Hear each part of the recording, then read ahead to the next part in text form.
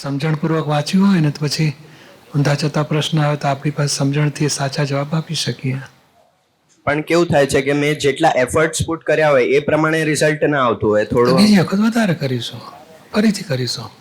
આ તો કંઈ આવું ફેલ્યુર તરીકે તરફ જવાનું જ નહીં. હંમેશા પોઝિટિવ રહેવાનું. પોઝિટિવ રહીને પાછું ફરીથી પ્રયત્ન કરવાના. હજુ આનાથી 5% વધારે લાવ્યા એટલે આપણે ચાલો સરસ હજુ ટ્રાય કરીશું. નેક્સ્ટ ટાઈમ 10% વધારે લાવીશું. એ જ કર્યા કરવાનું. નહીં તો આ તો બધું કહે ને કે દર વખતે કંઈ આપણા ધાર્યા પ્રમાણે રિઝલ્ટ ના આવે એટલે આપણે પછી શું કરવું? બેસી જવું? ભણવાનું બંધ કરવું? પરીક્ષા નહીં આપવાના? આ વાતો નેગેટિવ પડાતું હશે. એ કેવું હોય છે કે અગર પેરેન્ટ્સના જે વિચાર્યું હોય એવા એક્સપેક્ટેશન પ્રમાણે ના આવે તો એક પ્રેશર બીજું આવી જાય છે. ના એ તો કહેવાનું મને તમે આશીર્વાદ આપો હું સારું કરી શકું. આશીર્વાદ લઈને પાછું ભણવાનું. પોઝિટિવ રહેવાનું ને પોઝિટિવ રસ્તા શોધી કાઢવાના. આ તો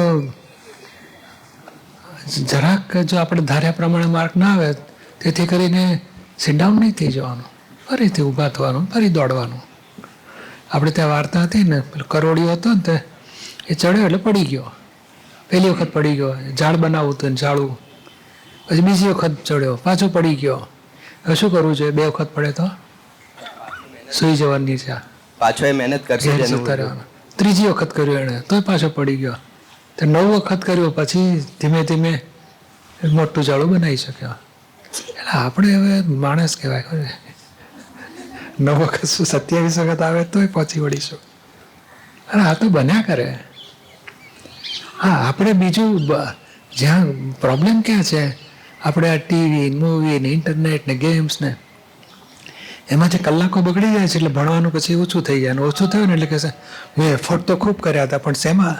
80% વોટ્સએપમાં, 20% ભણવામાં. તો પછી પેલું ઘટાડો, પેલું 20% કરો ને 80% કરો તો જો કેટલા સરસ રિઝલ્ટ આવશે.